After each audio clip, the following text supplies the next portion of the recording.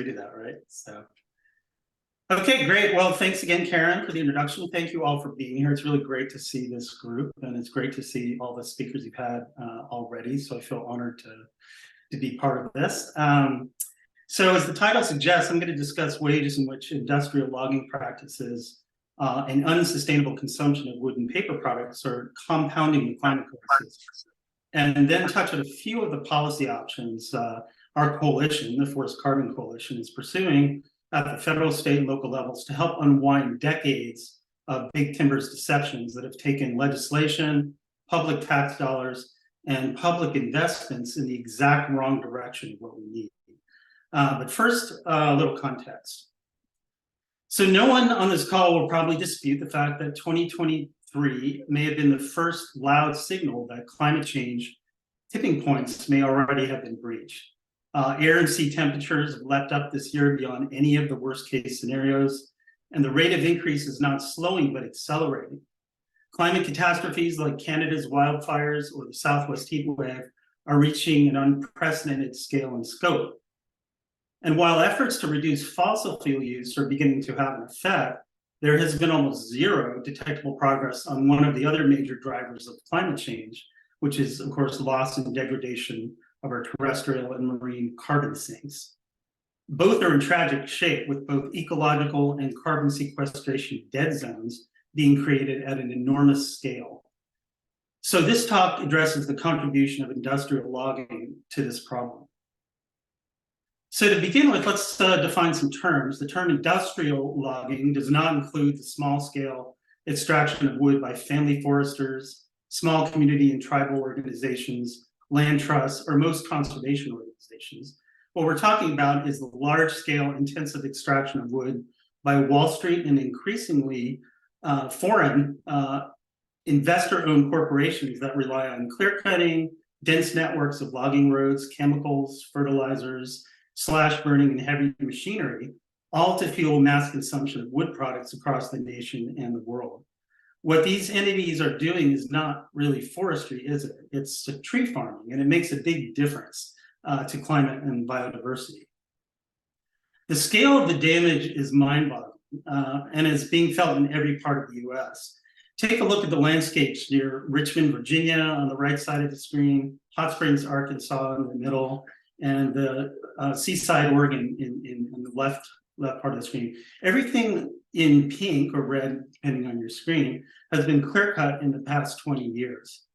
So here's an up close of the damage. Look at the labyrinth of logging roads that accompanies all this clear cutting. Here is a drinking watershed in Northwest Oregon that's probably going to be drying up sometime soon due to this clear cutting activity. So my takeaway message here on this slide is that the climate consequences of this economic activity are severe and long-lasting and are putting constant upward pressure on CO2 concentrations in the atmosphere at the very moment that scientists across the board are telling us we need to reduce logging, protect more forests in order to get concentrations of CO2 in the atmosphere back towards the 350 upper limit of 350 parts per million. So to understand why industrial tree farming is so bad for climate, it's important to distinguish between the forest carbon cycle we inherited from nature, let's call it nature's baseline, with the industrial tree farming model that has replaced it over so much of the land. The top panel represents the natural forest carbon cycle. Natural forests in various age classes pull in massive amounts of CO2 from the atmosphere, give off some through disturbances like fire and through decomposition, but end up pulling in far more than they give off for thousands of years and store most of it in soils, which rely on dense networks of underground mycorrhizal fungi to transfer carbon out of the vegetation above into the soil below. In one recent study in the Midwest, researchers traced this process as it continually built up Midwestern forest carbon stocks for over 8,000 years, and probably back to the beginning of the current interglacial period. So you can think of this natural forest carbon cycle as a catch and store carbon regime. Now think of the industrial forest carbon cycle as the exact opposite, in panel B here at the bottom. a catch, release, and deplete regime. Clear cuts deforest the land, release stored carbon to the atmosphere, and create carbon sequestration dead zones that give off rather than capture carbon. Plantations absorb carbon for a while, but then are cut down and converted into wood products by industrial processes that release both fossil and the vast majority of biogenic carbon stored in the trees. The soil carbon accumulation process comes to a halt and then reverses as forest productivity declines and soil carbon bleeds off the land through erosion. The land is also made more susceptible to wildfires, which give off more carbon than they would otherwise. As a result of this process, carbon stores are depleted quite quickly. Now, that same Midwestern study, for some reason I'm not advancing here, there we go. That same Midwestern study, researchers found that after accumulating carbon for over 8,000 years, the land lost most of those stocks in just 150 due to logging and conversion to agriculture. So this is kind of the essential reason why industrial logging is so impactful from a climate change perspective. You have to compare it to the natural forest carbon cycle, which of course the timber industry doesn't want you to know about. So this degradation of nature's forest carbon cycle is well reflected in a variety of metrics, and none of this is seriously disputed. They can be divided into two camps. The first camp being the ways in which industrial tree farming drives climate change by pumping up atmospheric CO2 levels, and the second camp being the ways clear cutting and timber plantations make the land more susceptible to climate change. But the basic story is this. Industrial tree farming results in far less carbon being stored on the land, far greater amounts of greenhouse gas emissions, and far less carbon sequestration than natural forests, nature's baseline. And landscapes, the second message is landscapes dominated by clear cuts, tree plantations, and logging roads are far more vulnerable to a variety of climate stressors. They increase fire risk, they deplete water supplies, increase water temperatures, degrade water quality, amplify heat waves, and increase the threats from flooding and landslide. So with limited time here, we can't do a deep dive on most of these, but I can give you a sneak peek as to the data and information out there, because the data is quite compelling and convincing.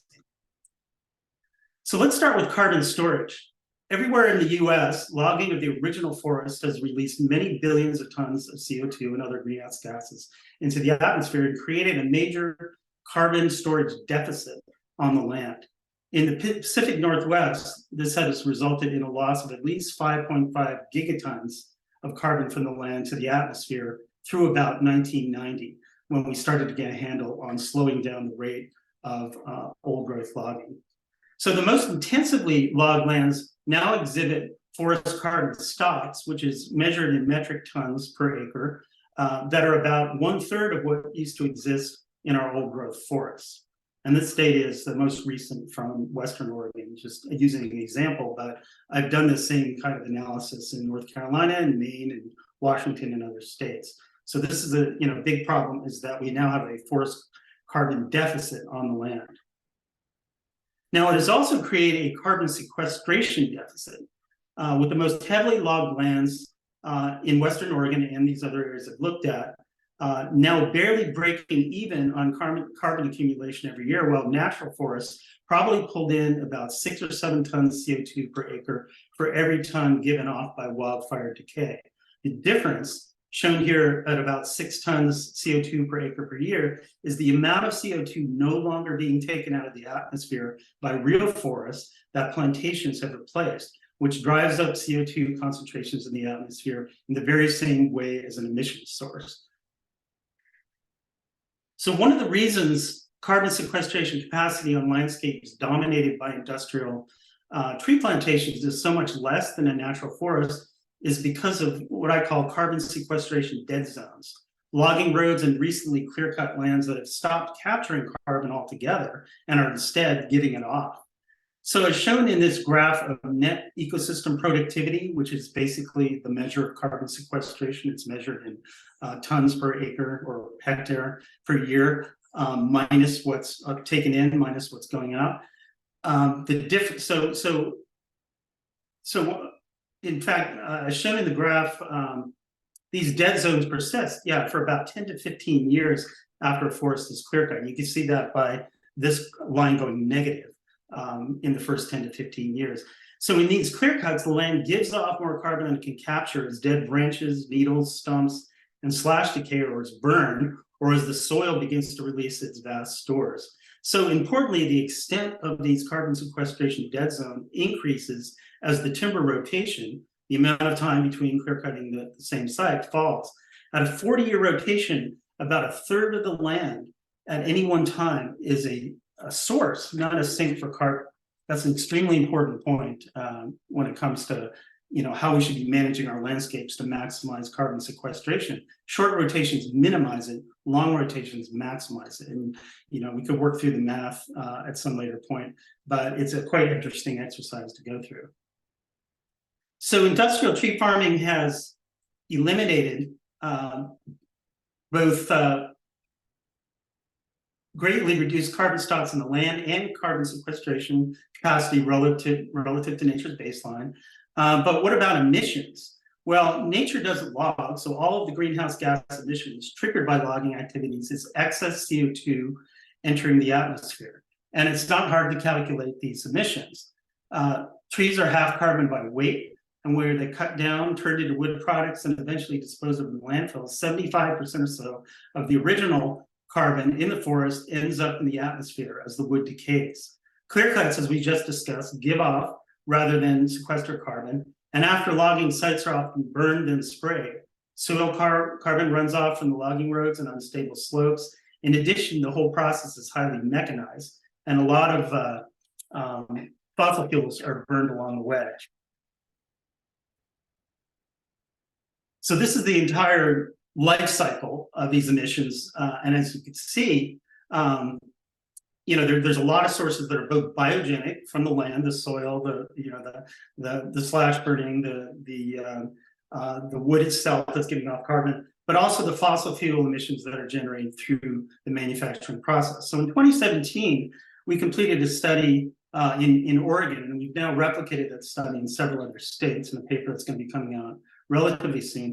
And we found that just on the biogenic carbon count alone, Oregon's logging-related emissions were by far the largest single source of CO2 in the state. A year later, Oregon State University put out a well-known study corroborating their figures almost exactly.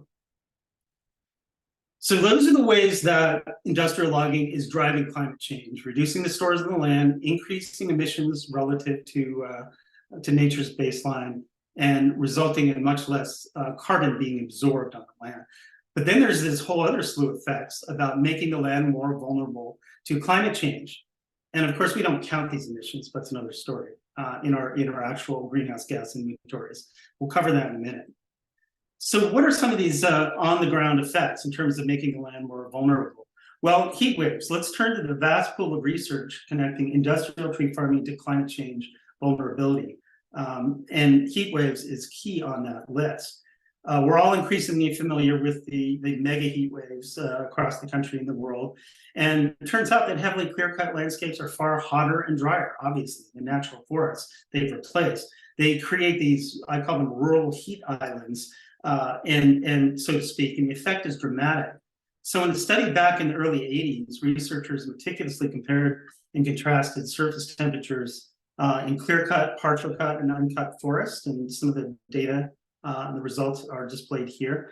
And the eye-popping results are they're very dramatic. On hot summer days, open clear cuts can be 40 degrees hotter than the neighboring forest floor, greatly elevating the heat risk for reforestation workers, hikers, or anyone else nearby.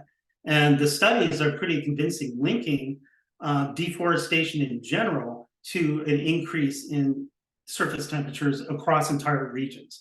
So this is a really important point that I think needs to be in our conversations with policymakers. That we could talk all we want about the emissions, but we're actually exacerbating the effects of heat waves and other stressors. Water shortages, for instance. Industrial tree plantations are making water shortages a lot worse. You're probably all familiar with this research. It's been reported widely. Paired studies have consistently documented a 50% decline in dry season water supply when natural forests are converted to tree plantations. And then what about wildfires? Well, contrary to what the timber industry argues, industrial tree farming does not reduce but increases fire risk.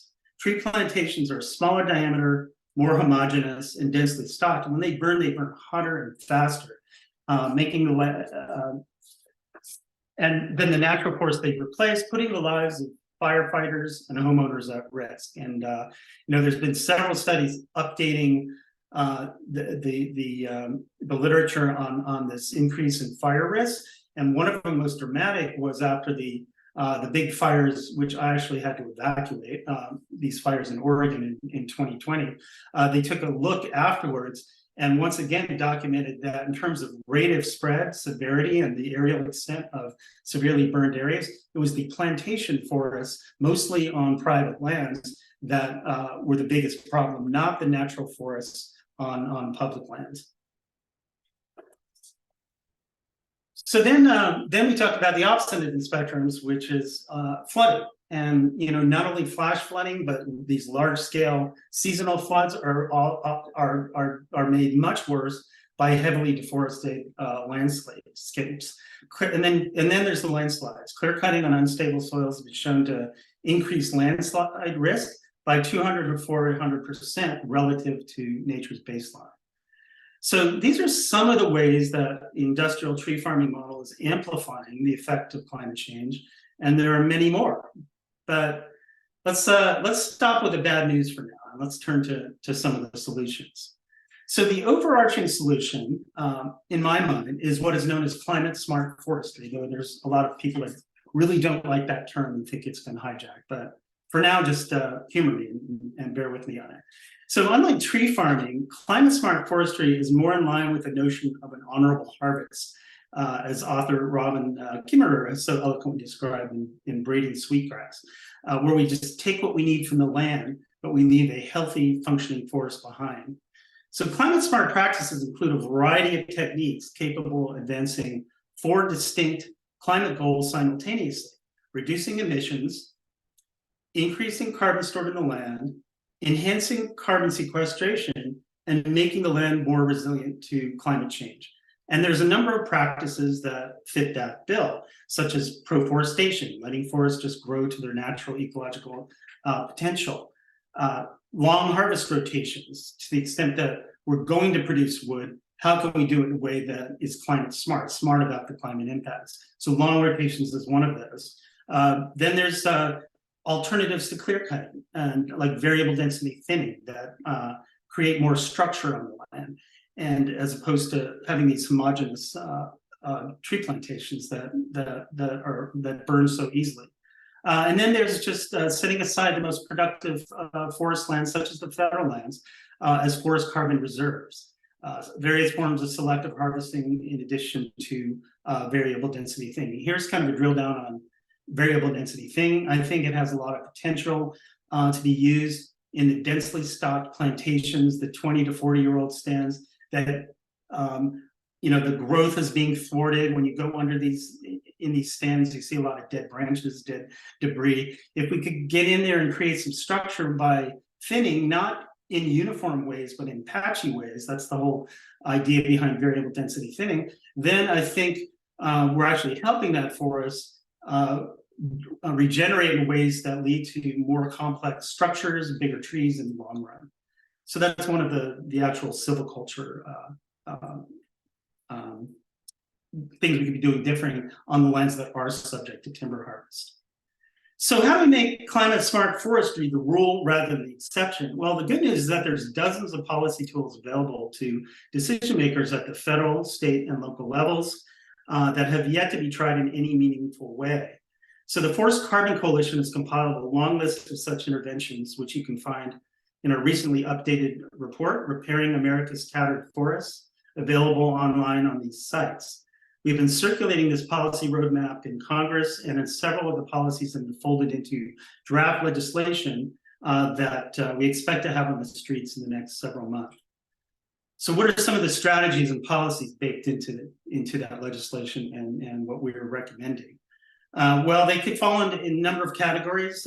Demand reduction and redirection, obviously. The amount of wood we waste is astonishing, and there are many ways to redirect demand towards less carbon-intensive alternatives for building, paper, and energy. There's market-based mechanisms such as subsidy reform, forest carbon taxes, and cap and trade. There's ownership reform, putting limits on the ownership of our prime forest and farmland by short-sighted investor-owned corporations, using land use tools such as no net loss and land use zoning to protect communities from high-risk plantations that jeopardize public health and safety. So, and then there's litigation, trying to recoup the damages from industrial logging that has, destroyed economically valuable assets like our water supply. There are ways to, make timber companies pay for the damages that they've already created to our water supplies and watersheds. So a lot of this has not even been tried yet. There's very little will to do it among decision makers and public decision elected officials.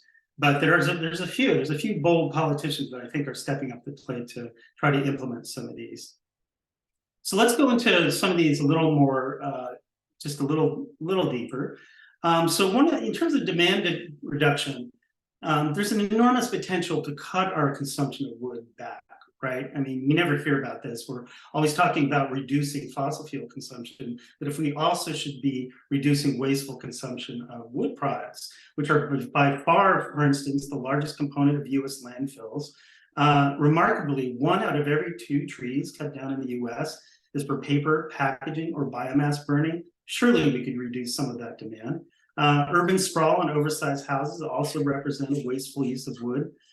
We could be consuming a lot less, and there's many public policies such as procurement reform, building code reform, paperless record keeping, improving mill efficiencies, and so forth that could help knock down this demand and redirect that demand to substitutes with lower carbon intensities.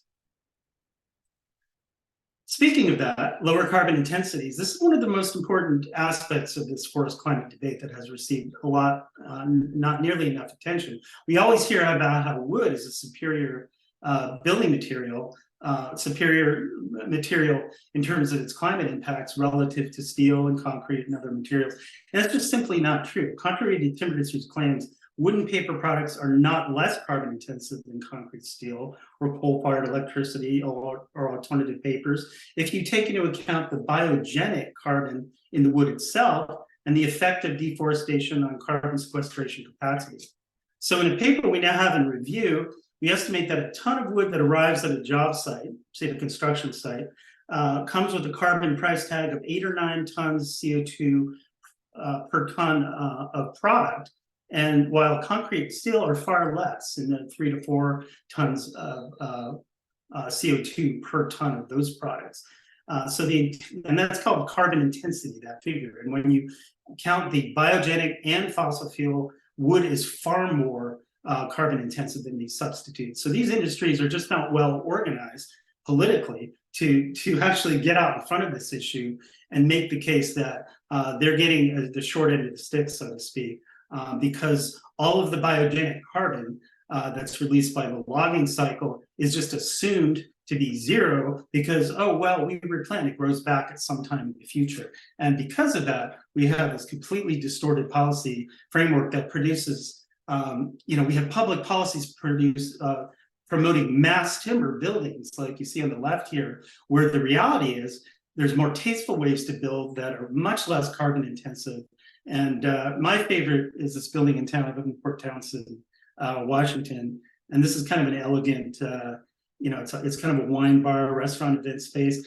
And as you can see here, it's the wood. We have bricks, which are a great material in terms of carbon intensity, and they're also beautiful to look at. Nice big steel beams, composite materials in the roof, polished concrete floors, and yes, wood for trim. Around the windows and doors, and just to add, kind of a tasteful effect. And I think this kind of building construction is far less carbon intensive than the mass timber buildings that are being promoted by public policy, which is kind of tragic. So that's some of the solutions on demand reduction and redirection. But then there's the market-based solutions we always hear about. And so a lot of these are already in play for reducing fossil fuel emissions. So there's no reason why the logging and wood products emissions cannot be targeted for these as well. For example, in 2017, we convinced some legislators in Oregon to draft a bill establishing a forest carbon tax and reward program that would levy a tax on corporate-related emissions to capitalize a forest carbon incentive fund that would be used to reward climate-smart practices on non-industrial lands. The bill would incentivize long rotations and other good practices by exempting volume extracted from lands enrolled in long-term carbon storage agreements. And we estimated that this program could generate hundreds of millions each year for investing in forest protection and rewarding small forest landowners who are already doing the right thing. And then there's cap and trade. California, Oregon, Washington, they're all in a cap and trade program, the RGGI in the Northeast. The logging emissions, logging sector is left out of those bills entirely. There's no cap on the emissions from the timber industry, and there's no reason why the timber industry couldn't be folded into a cap and trade scheme. And this is just a stylized graphic to show you what the potential is.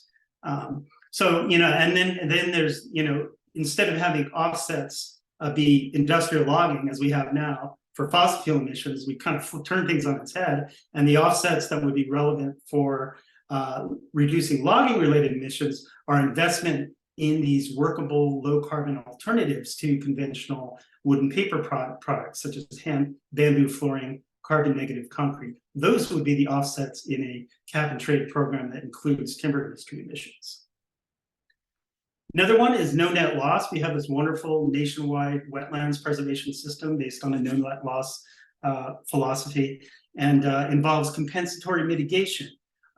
If you take out 20 acres of forest land, well, you need to put money into a fund to acquire 20 acres that are equivalent from a carbon sequestration standpoint to ensure that we're not degrading our carbon sequestration capacity in the long run.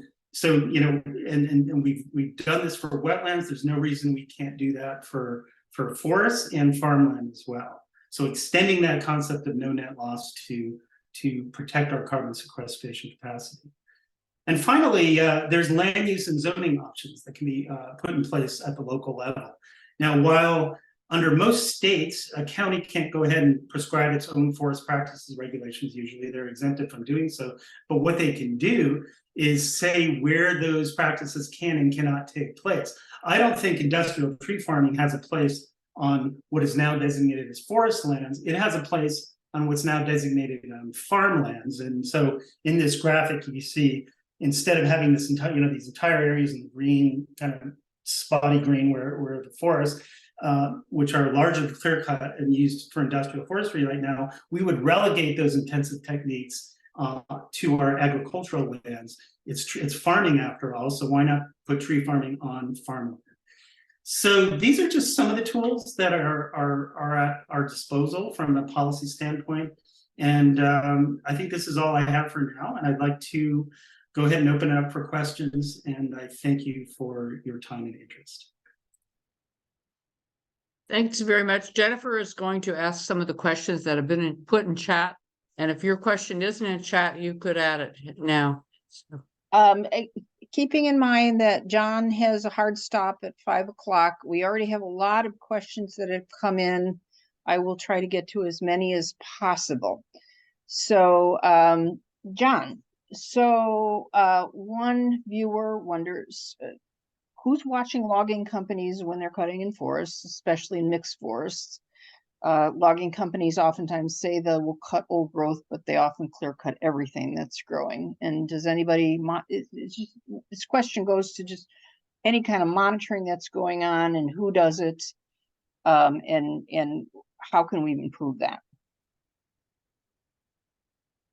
Yeah, absolutely. I'm a firm believer in, I call it eco defense, and our organization actually, it's one of our major programs is monitoring destructive logging programs and challenge them administratively and through court when necessary.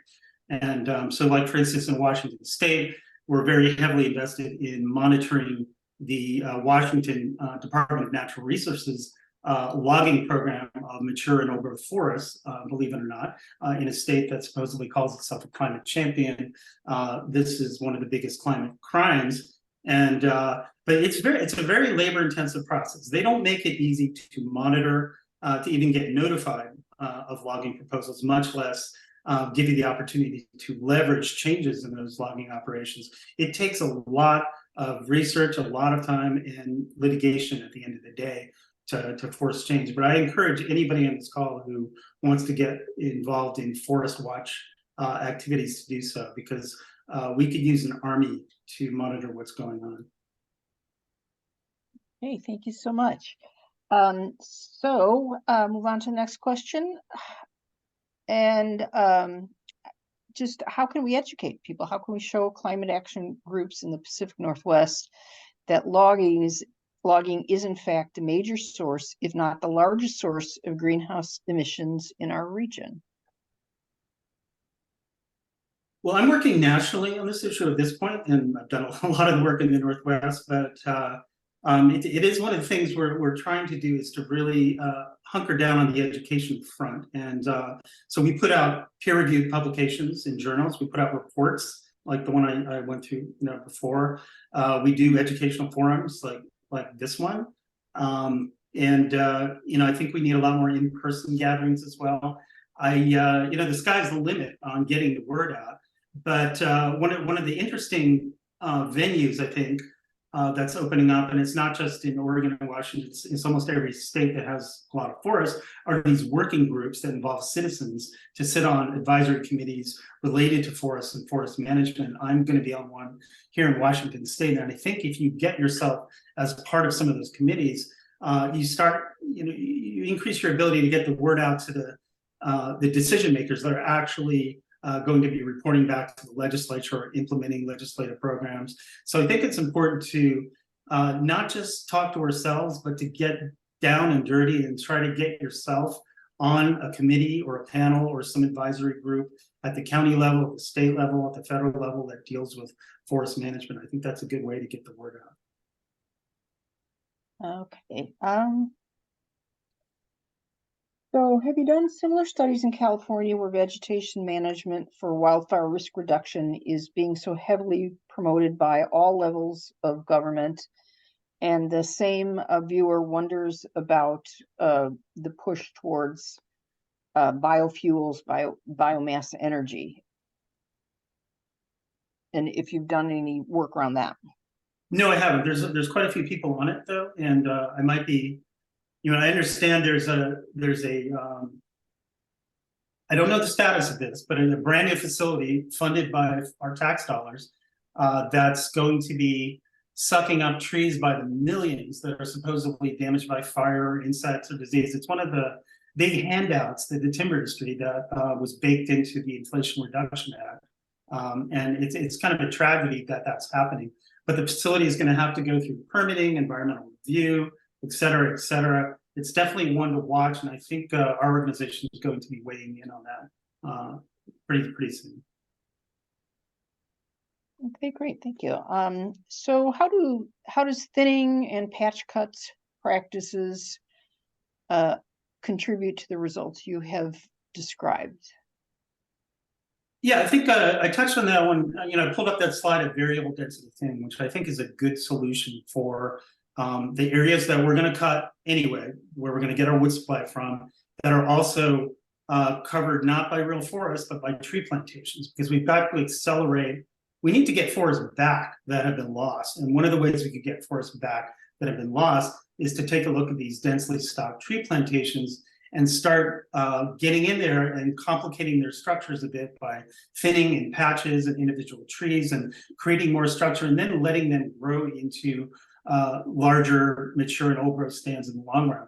It's funny, we put a lot of effort. There's a huge campaign, obviously, nationally, and I've been part of them as well, to stop cutting the old growth, stop cutting the old growth. We have to stop cutting the mature and old growth. But in fact, if we were doing sustainable, ecologically sustainable, climate smart forestry across the country, we would be cutting the old growth and we would be cutting mature trees because they're big, they're valuable, they They make great building materials. They're not weak wood like these small plantation trees. We need to have a sustainable yield of those big trees, but in order to do that, we need to restore the landscape away from these 40-year-old, small spindly timber plantations and start recreating the forest that we once had here in this country, several hundred years ago. So I think that's kind of my dream, and a dream of a lot of folks, is to start reclaiming the plantations, turning them back into real forests, and creating a supply of timber based on big trees, where we don't have to cut so much of the land at any one time, because you get more volume off a stand of mature and old growth than you do a timber plantation. So it's an interesting kind of twist, because it puts our politics, turns it on its head, but that's short term versus long term. So. Okay, thank you so much. Another viewer is concerned about the loss of soil carbon because of death of mycorrhizal networks when logging is conducted. So do you know if there's a way to calculate soil carbon loss with things like clear cutting? Yes, there is. And it's actually quite interesting, because our paper is now in review in a journal, but I was just citing this research. It's pretty consistent, these studies of organic soil carbon loss from industrial logging operations worldwide. There's a certain percent, I can't remember what it is, 20 to 30%, whatever it is, but it's very consistent across all the studies globally. So we kind of know, and we know how much erosion is created by these. We have these universal soil loss equations and models of when you get a clear cut area, they know how much soil is probably going to be lost, and the organic content of that soil. So there's ways to calculate that. It shouldn't be up to small nonprofit groups to do this. This should be part of the actual calculus that's done when these logging permits are reviewed and when the environmental analyses are completed. They should be making a complete inventory of the greenhouse gas emissions from these logging operations that includes soil loss and the loss of soil carbon. I think the data is out there. I think the methods are out there. We just need to get the rules and regulations in place to make that standard practice. Okay, so one viewer wonders if you can comment on things on forest preservation, proforestation, and incentives for preservation. Yeah, no, I think proforestation is a great term. Just letting forests grow to their natural ecological potential. So how do you make that happen? Well, we need to acquire forest lands that are now in private hands that are likely to be logged. Get them in public hands and get the long-term proforestation policies in place. How do we pay for that? Well, one of the mechanisms, I went through 3 of the market mechanisms that could be used to generate the funding to do that. A forest carbon tax and reward program, where the reward program is paying people to do proforestation. The cap and trade program, putting logging related emissions in the cap and trade program so that we incentivize the protection of forest areas rather than logging. And then the third would be kind of the no net loss. One of the biggest drivers of deforestation in the US is urban sprawl and urban development. It's happening all over the country. In Washington state, it's around 15,000 acres a year. If we had a compensatory mitigation program in place, like we do for wetlands, that would generate, again, a lot of funding that could be used to invest in proforestation. So I think those solutions are fairly straightforward, because they're already out there with respect to fossil fuels in terms of the market base, the carbon taxes and the cap and trade, and with respect to wetlands when it comes to compensatory mitigation. So we already have those policy tools. We just need to apply them to forest practices. And there were a lot of comments and questions about wood alternatives. Do you want to say anything about things like hemp and bamboo for things like toilet paper, or hemp for hempcrete as a possible scalable and reasonable alternative for construction? And one commenter also asked about pressed plastic lumber. Yeah, I don't know about pressed plastic lumber. I don't know that one, but I have looked at the research and done calculations on all those other alternatives you mentioned. As you remember that slide I had, it had hemp and it had bamboo, and the carbon intensities of those are a lot less than paper, wood-based paper and wood-based building materials. And I just think those industries need to get their act together in terms of, they need to become as savvy as the timber industry has been in marketing their products as climate solutions, and not always getting the short end of the stick or being left out of the equation. I think it's a tragedy that we have government agencies like state legislatures that are, declaring as a matter of public policy that we need to consume more wood as the climate solution, when there's all these other industries and alternatives that are getting squeezed out of that. That's government intervention in we're supposedly a free market economy, and yet we have the government intervening and kind of steering demand to one product over others. And I think that's a corruption of the free market process. So I just think these other industries, whether it's carbon negative concrete producers, steel producers, bamboo, hemp, they need to get together and have a good lobby in Congress, because they're getting their butts kicked right now. Yeah. So one commenter states that to her it sounded like you were saying that public lands are not being logged, and she comments that actually here in California, national parks like Yosemite, Sequoia, and Kings Canyon are. So do you want to clarify? Oh yeah, no, I didn't mean to imply that. I said in terms of the actual timber output across the country, federal, the amount of wood that comes from federal lands is relatively small compared to what comes from the state and private lands. But it doesn't, but those forests are actual real forests, and public lands are the only remnants of real forests that are left. That's why our policy recommendations of the Forest Carbon Coalition and others is to stop the government-run logging programs on public lands. Those lands should be managed as, we should put public back into a concept of public lands, and those should be, we should reserve those lands for public uses, pro-forestation, forest carbon reserves. And that's clear. So what we need to concentrate is how to get the private land base managed and the state land base managed in accordance with climate smart practices, because we want the federal lands, at least our coalition does, established as forest carbon reserves, and we need to phase out the government logging programs on those lands. Okay, John, a lot of people are really interested in getting references, list of papers and documents that you've talked about. So any suggestions on how they would gain access to the wealth of information that you provide here, other than watching our recording? Yeah, no, I mean, I think a lot of our core publications that a lot of this material is drawn from, they're online, they're on our website, they're under publications, you can find them pretty easily. I just suggest someone emailing me about a specific, what specific studies, what specific information you need, because I don't want to just broadcast a bunch of publications and say, here, go find it. But it's definitely out there. But these are dense, this is really dense stuff. Like, I mean, any one of these papers that I've drawn this material from usually has a couple hundred references, and it takes a long time. It's a time-intensive process, but we will definitely do the best job we can of getting the core materials up online. And a paper that we expect to have published in a journal relatively soon, the next couple of months, we'll make it public access, and it'll have a lot of this information in there as well. Okay, great. And the website you're referring to would be the Forest Carbon Coalition? Well, that forestcarboncoalition.org and sustainable-economy.org, those two. Okay, looks like we got that second one in the chat. And okay, so moving on. One viewer wonders if changing the industrial dynamic in Oregon will ever happen.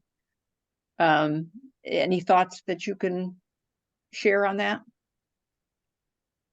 Well, it's not going to happen unless we start pushing back on the concept of these distant corporations owning the most productive forest lands in our country, right? Including Oregon, the Southeast, the Northeast.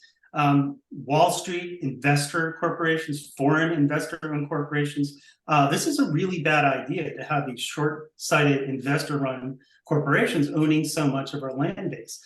Fortunately, and this is a really interesting point, and this is an experience that goes back to the 70s and 80s, there were 8 Midwestern states, they're all red states, they're all Republican-led, who rallied against the corporate ownership of farmland in those states because it was squeezing out the small farmers and, you know, creating vast monocultures of plantations, just like we're seeing in forestry. They fought back. They passed laws in 8 states. They've been vetted by the Supreme Court, found to be constitutional, that prohibit ownership of prime farmlands by corporations. Think of that. If we can start building on those successful land reform, corporate land ownership laws that are passed in Republican states, expand that reach to forests and start doing it in an organized way across the country, we can make huge headway in getting a hold of this problem of the industrial logging practices that are so prevalent.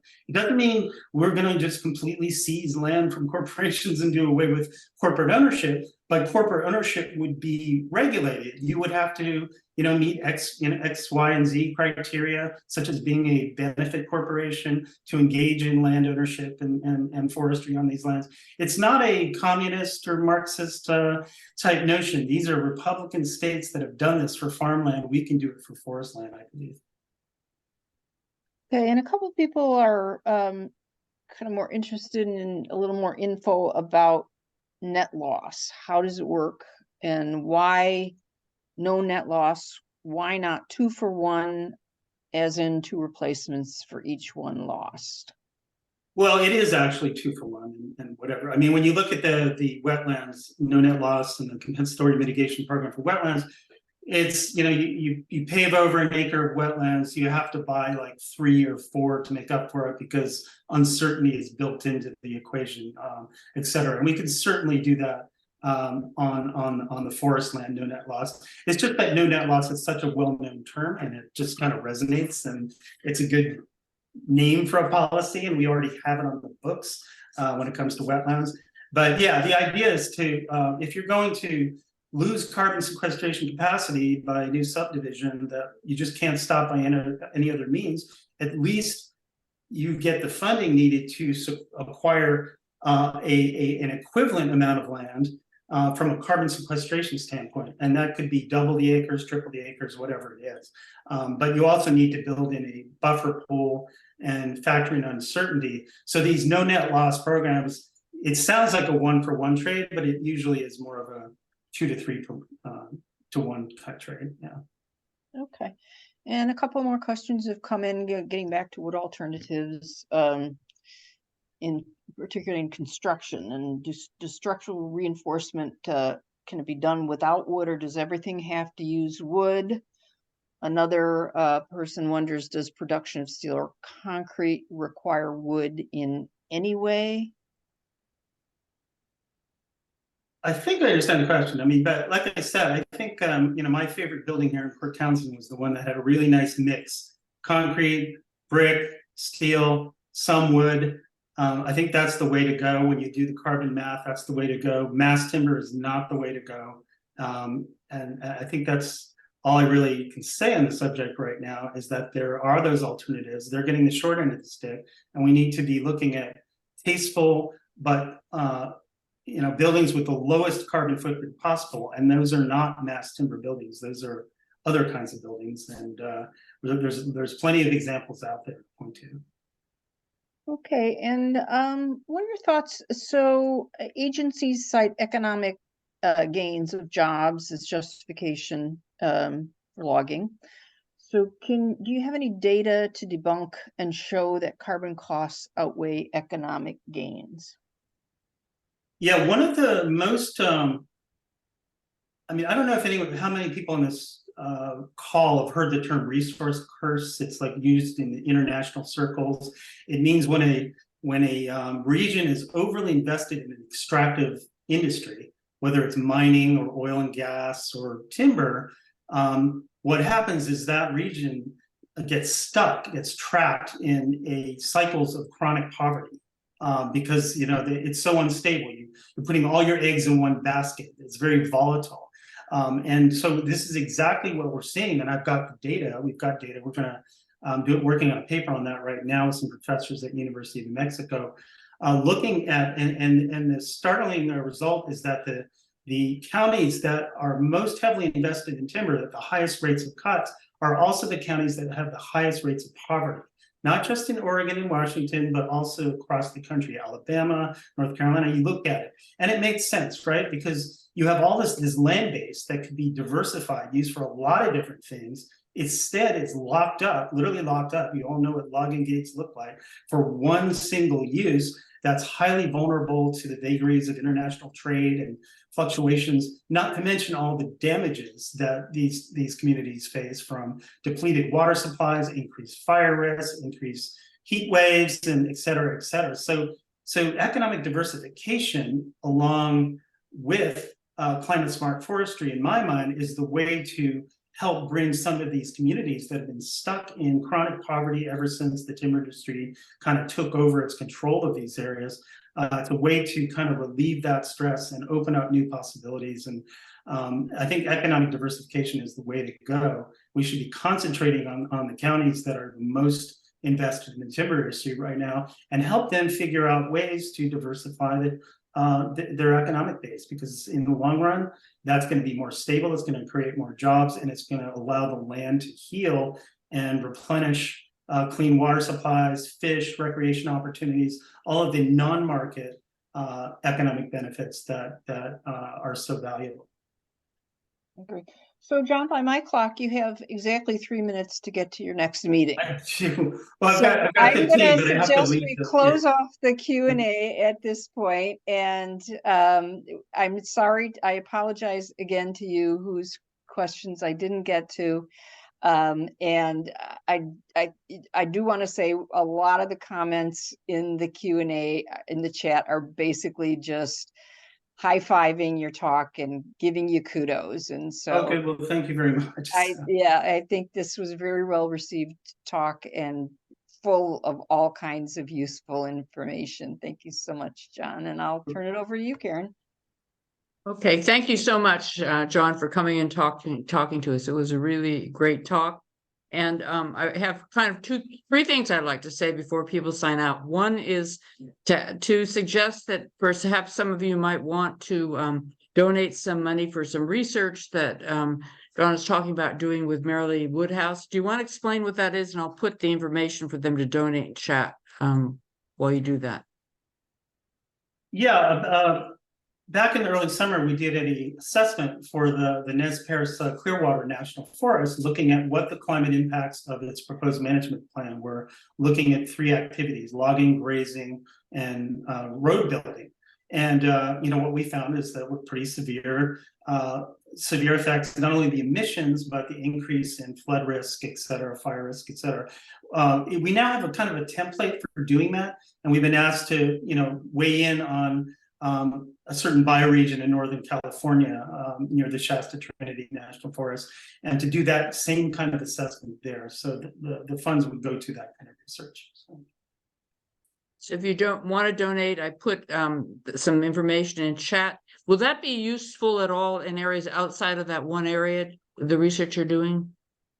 Yeah, I mean, like I said, it's a template that we hope to apply to any kind of unit of, it could be a group of counties, it could be a national forest, it could be, and the idea is to actually get into the long-term management plans and assess what the climate impacts of those plans are. So as long as the plans are coherent and actually have the data on, say, logging levels over the next decades, road construction miles, we can do the analysis of climate impacts. Okay, great. And so I wanted to say that if people wanted to work with us, I'm putting in chat a link to our website, which there's kind of a short version of the website that is sierraclub.org/clearcutting, and that expands to the longer version if you put that in. Also, I put in our Facebook link and also our Instagram. The handle is No Clearcuts. We have an Instagram account. You may want to check that out. And if you want to to volunteer with us, to write letters to the editor or post on Facebook or do something else, you could email me and with Karen@KarenMackey.com. And then I also want to say our speaker next month, the third Monday of November, will be two men from the Gurneyville Forest Coalition, who will be talking about how they were able to kind of fight this timber harvest plan and get the land bought by Save the Forest and turned over to eventually to Sonoma County rather than logged. So if you want to hear about a success story, come next month and listen to them. So thank you all for coming this month, and thank you for talking to us, John Thank you, everybody. Talberth.